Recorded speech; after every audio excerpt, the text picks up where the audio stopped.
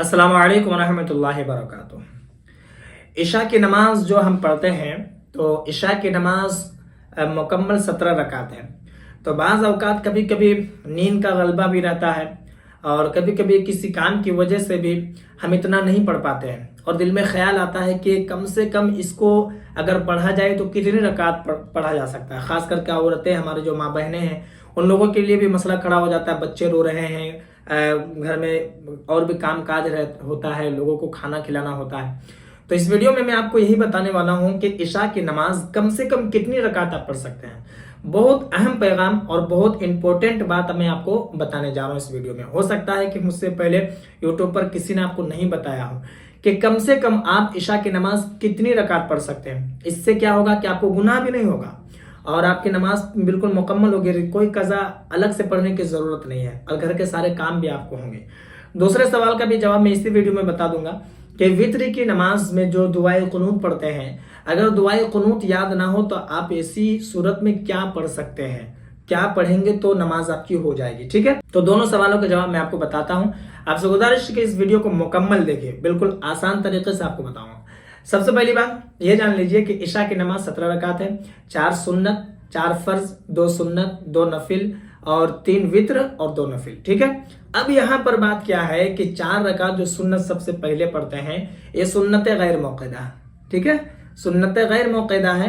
ये इसका मतलब ये है कि अगर इसको आप पढ़ेंगे तो सवाब होगा, अगर नहीं पढ़ेंगे तो कोई गुनाह भी नहीं होगा।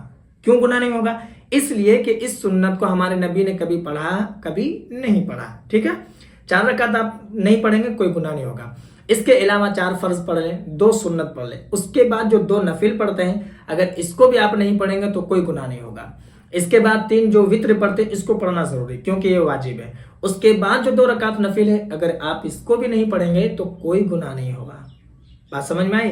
यानी कि सिर्फ 4 फर्ज, 2 सुन्नत और 3 वित्र अगर आप पढ़ लेते हैं तो 4, 2, 6 और 3, 9 रकात अगर आप पढ़ते हैं तो इसका कोई गुनाह भी नहीं होगा। इशा की नमाज अलग से आपको पढ़ने की जरूरत भी नहीं होगी, कज़ा नहीं होगी, ये आपकी नमाज मुकम्मल हो गई। जो सुन्नत गैर मौक़िदा नहीं पढ़ेंगे, गुनाह नहीं होगा। जो 2 रकात करके 4 रकात नफिल नमाज है, नहीं पढ़ेंगे, कोई गुनाह नहीं होगा। ठीक है, ये बात आपको समझ में आ गई। अब मैं आपको बताने जा रहा हूं कि वित्र की नमाज में अगर दुआए कुनूत याद ना हो तो आप क्या करेंगे।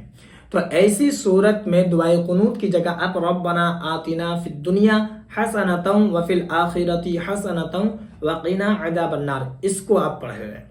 अगर ये भी आप नहीं पढ़ सकते हैं, याद नहीं है, तो आप 3 मरतबा अल्लाहुम्मा ग़फ़िरली कह लें।